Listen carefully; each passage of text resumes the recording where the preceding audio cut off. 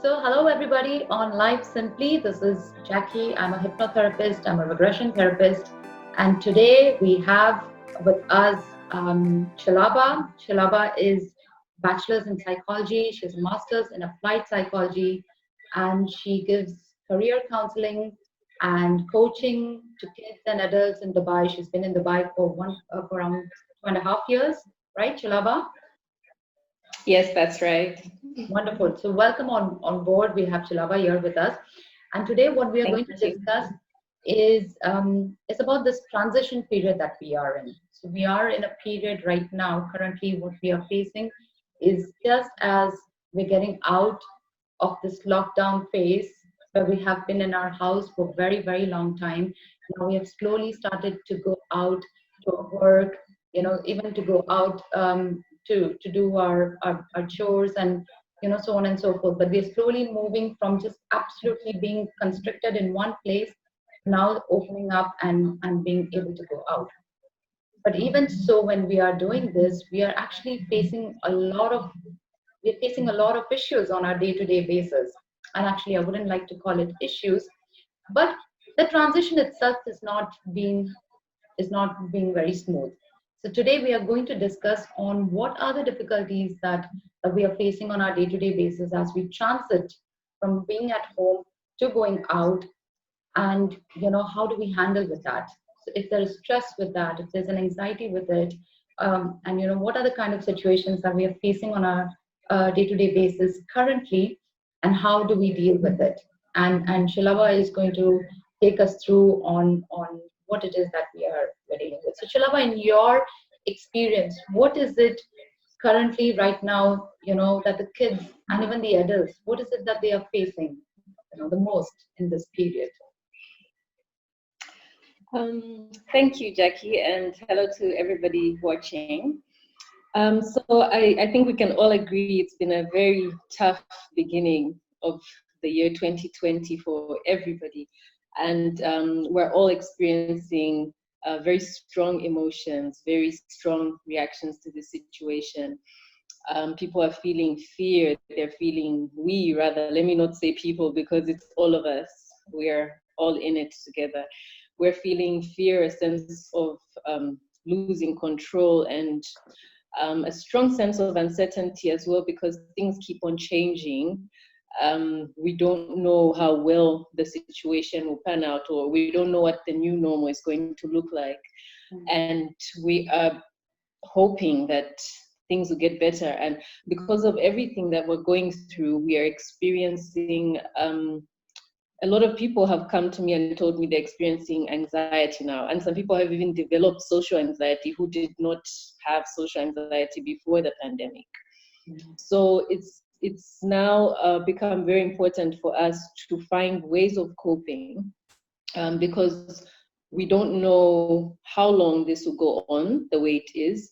And also we do have to, like now in Dubai specifically, life has opened up and things are starting to look a bit normal. But of course, we're still wearing masks outside, so it's not that normal. So how to handle ourselves and how to control our anxiety and things like that. So if I may So say, so we call it yes, normal, but the term that I hear a lot is what people call it the new normal. So normal is yes, never exactly. going to be as it was before, but it is something that Yes. we are just going to be, or we are going to be able to adjust to how it is going to be right now. And I think a lot of anxiety and a lot of anxiousness is towards how to be able to deal with that. People have anxiety with with the social thing of it, is because now they're asking us to maintain the social distancing, and that is Exactly. also, and then we are going out. So whether we're supposed to meet someone, whether we should talk to someone, we should not. So that I believe would also be creating a lot of anxiety as well. Yes, and now we're even nervous about talking to each other. When you meet somebody, am I too close? Should I keep more distance? So we're obviously not used to relating this way, and we're not used to being in the world in this way. And right now, like I've said before, the mind is our tool, right? This is the only, every experience we have is really happening first of all in the mind, right? So our mind is like a computer. The information is being fed, and then our mind is interpreting the information to us, telling us how we should feel and how we should react, right? Right. So the key really to coping in this situation is taking control of our mind, right? My favorite saying recently has become, if you don't control your mind, someone else will, right? Yes. So Someone.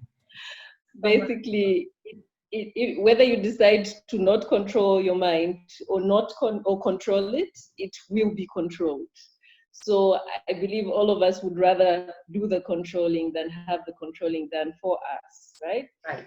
So I've come up with a few steps and a few tips to help people cope through this situation, and to help people sort of find a way to adjust to this new normal. So in it, I'm highlighting a lifestyle change, or if it's not a change, a lifestyle adaptation, so that you begin to live your life in this way in order for you to be able to cope with the situation as it is. Yeah. So the first thing we need to do, first most important thing, is we need to be very clear about what it is we want. So this situation is very it's challenging because it's not over. So it's a case of, we want something, we want things to change, right? But we need to be able to understand what it is we can change and what it is we cannot, right? So firstly, we define what can we change, what can we not. So we cannot change everything that's happening in the world. We cannot control the corona. We just have to accept it. And of course, that's causing us a lot of anxiety. But in accepting it, that takes us a step further. So we put it aside, put it on the shelf as something that is what it is.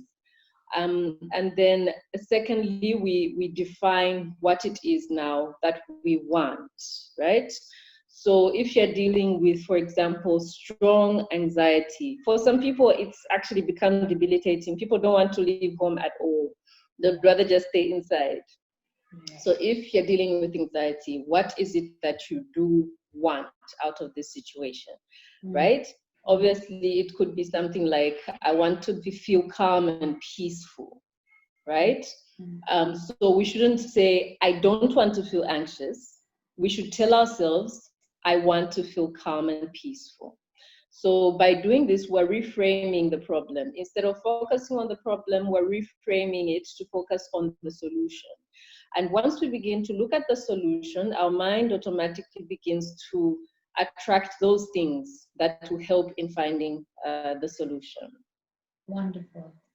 Wonderful. So your first step you're saying is to reframe your mind. And how you reframe your mind is to first separate from external and internal. External is not in your control. You can't control it. So you bring your focus to what is in your control. What is in your control is your own self, right? So you accept the external how as it is, because that brings in peace, and then you focus on what you can change internally. Beautiful. Thank you. Yes. So once we have now defined what it is we want in very positive and very clear terms, because our mind needs to be clear. If you are ambiguous about what you want, then you're telling your mind you're not sure. So automatically, it's not going to help you go into the right direction. So the first point is extremely important. Tell your mind what you want, right? Clearly and in no uncertain terms. And then once we've done that, we begin now to work on our mental state. So our mental state, as we know, can be very tricky to change because it is years and years of conditioning and years of our neural pathways. Jackie has spoken about this before, that our brains, the experiences that we have cause our brains to form neural pathways. So when something is repeated and repeated and repeated, your mind forms a very, very firm neural pathway. This is why we know that when we see a lion, we are afraid. We don't have to think about it. You just automatically go into being afraid. Same thing has happened here. There is an external threat. So we know, we automatically go into being afraid. Nobody had to tell us, be afraid of corona. We are afraid because it's built into us.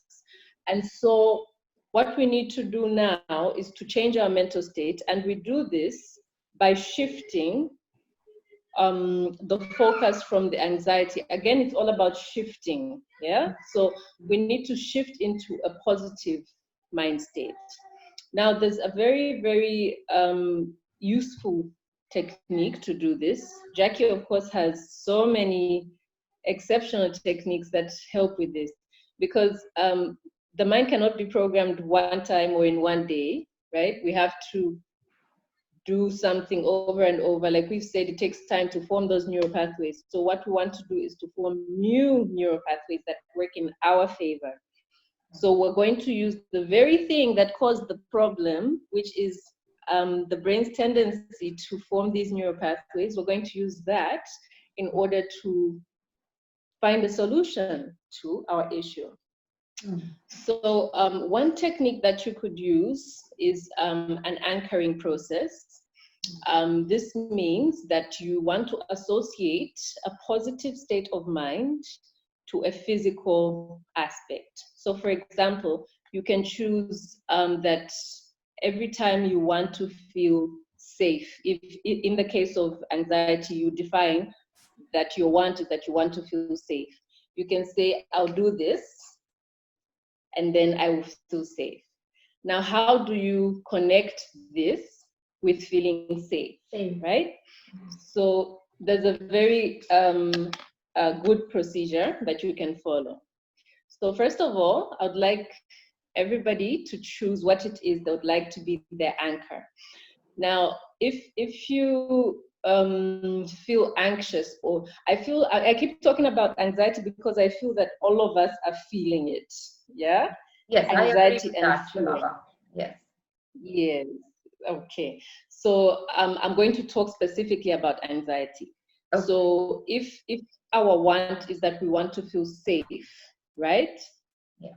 We've said that our mind knows what that feeling is, right? But we feel unsafe at the moment. Yeah. So now the first thing we need to do is everybody choose your anchor. What do you want it to be? I take my yoga pose. Okay, awesome. Yeah. Okay. Okay, and everybody watching, I hope you've done the same as well. Okay. And then, okay, now you can all close your eyes. We can all close our eyes together. Okay. So now I want everybody to recall a time, a very, very vivid memory that you have of a time that you felt safe. A time that you felt very calm, very safe, very peaceful. And in this activity, the best type of activity to choose is one that you can remember with a lot of accuracy, a lot of detail, because that helps to anchor it even more.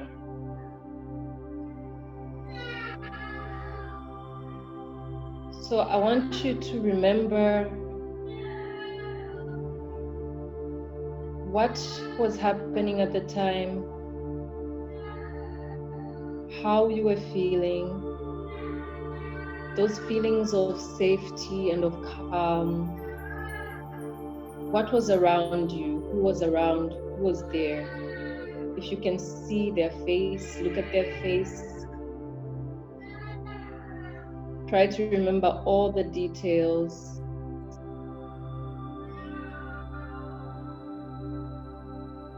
And when you feel completely at the peak of this experience, now you're feeling calm. You're feeling peaceful. If you're not there yet, just narrow into those emotions of calm and peace and safety that you were feeling. And once you feel that you are at the peak of that emotion, I'd like you to now do the physical anchor that you'd like to associate with this emotion. And just hold it and hold it, hold it. And the key here is when you begin to feel that the calm is reducing, release the anchor.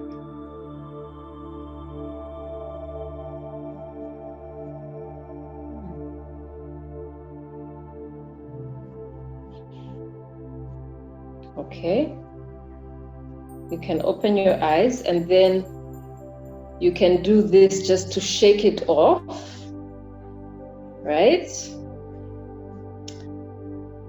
And then now you want to repeat the process.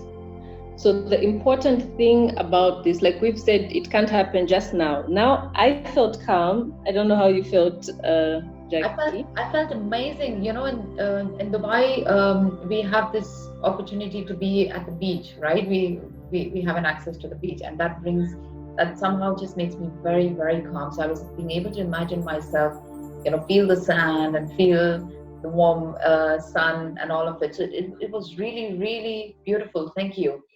That's And, great. and yeah, and I was able to anchor this to it. So, but the thing is, you said the moment you start your calm to go away, you release your anchor. Yeah. Yes.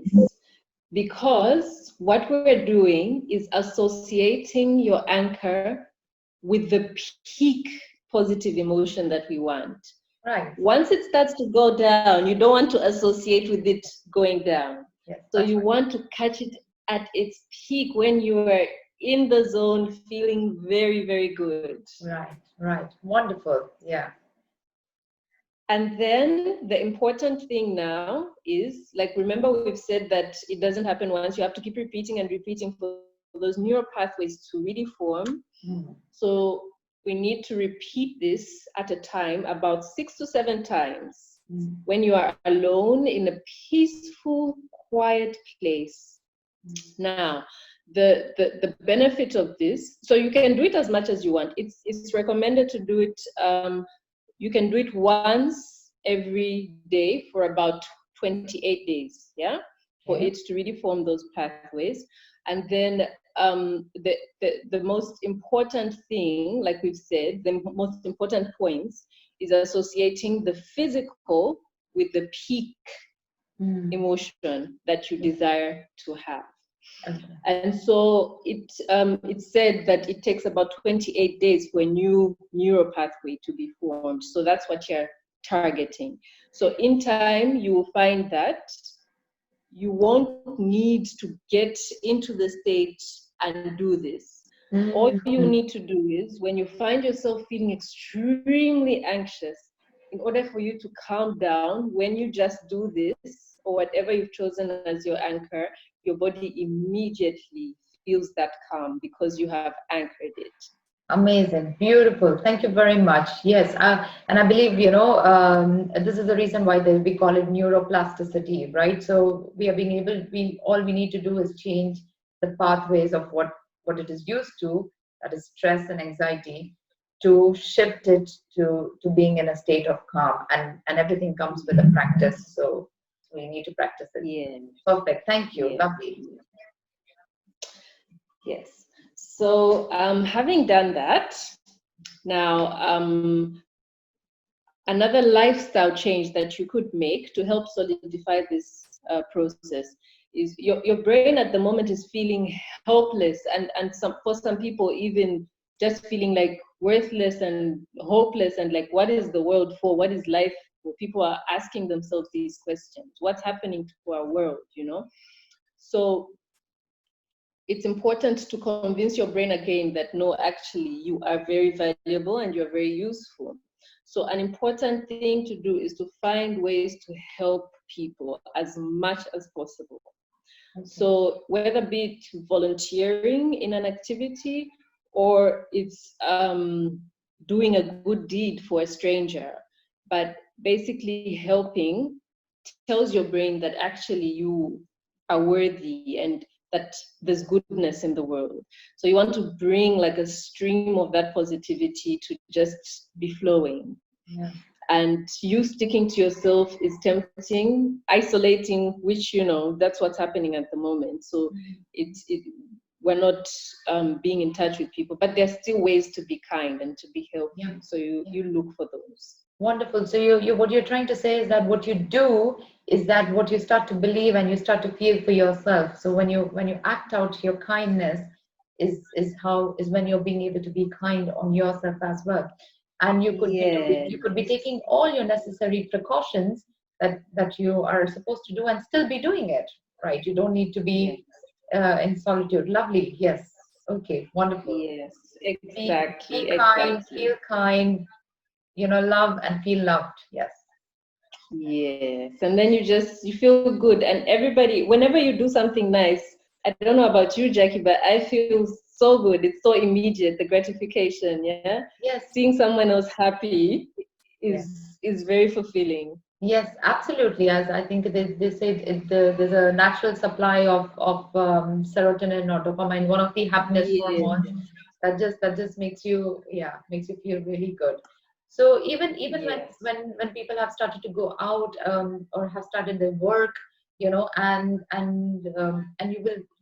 you'll come across so many people who are finding it difficult to get back to routine, or who are finding it difficult, to get back to work, and your gesture, your kindness, your kind word, or even being able to say that I understand, what you're feeling, because I've been through it, or I've been yes, through, also is simple, but is kindness as well, right? So this could also yes, help with going exactly. back to work. Wonderful.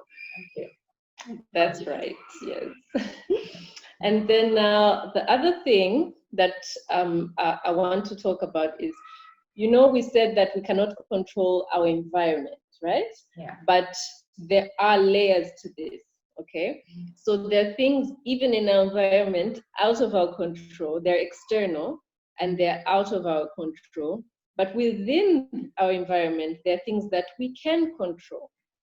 So Okay. now we know that when we expose the mind or the brain to negative things, it produces negative things.